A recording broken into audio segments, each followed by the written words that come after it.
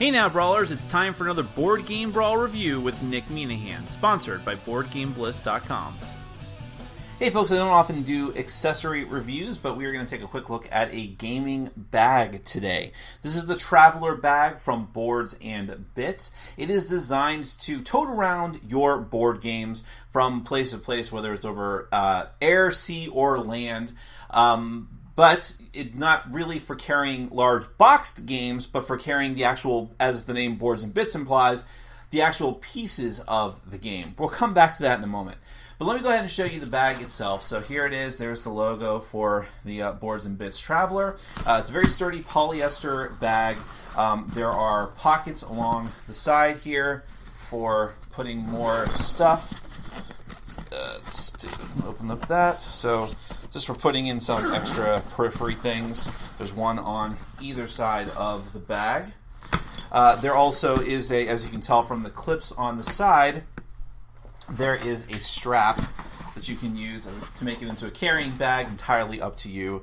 I'm sure there's situations where you wouldn't want that, but you also have, I'll show you too, because it's out of the bag, so to speak, literally, are these little plastic bags that can go inside, so I dropped one, that are designed to hold more components that you might want to keep separate from everything else. And can be used for a bevy of other things, I'm sure.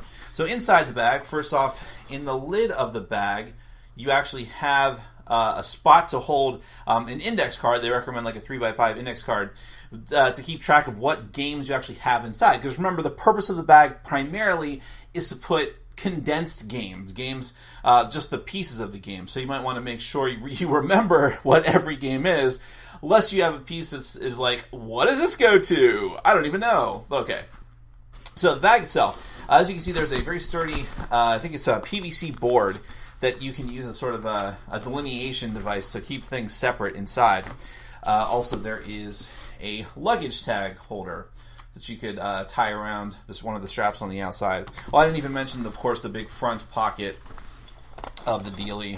Let's take a look at that inside. This has one of those mesh nets, again, to keep things separate inside. Well, I see that a lot in like laptop cases and such.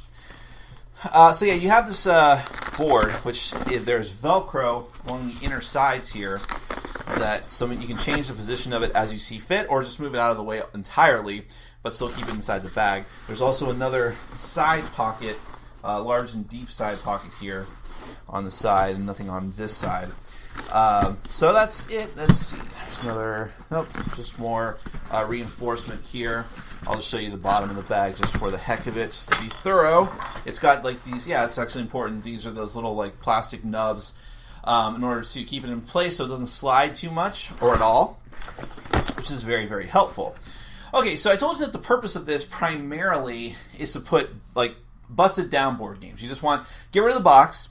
You don't want to be schlepping around a bunch of boxes, so you can put, I think it's like 5 to 10 different board games, depending on the size of them and depending on what components are involved. Simpler games, maybe it's just games that have cards, would be better and more compact. Now, you could theoretically put box board games inside. It is a nice enough bag that you might want to use it for that, but you're not going to be able to get many. You might be able to get 2, maybe 3, and you can get certainly many smaller games as well, like little filler games. But I'll just show you real quick a standard board game size box. I have Seasons here, which I think I would call Seasons in the standard category.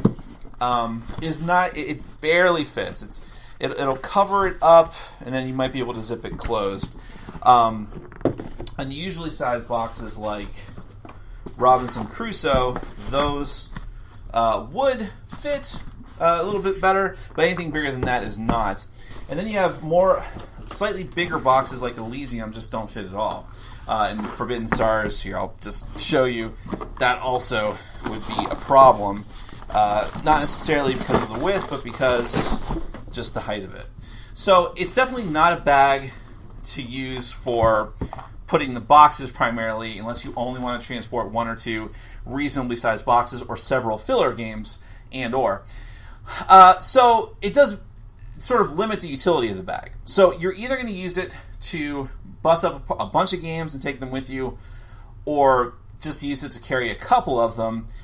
And so then there's the question of, well, then you're going to have to put all the pieces back into the original boxes.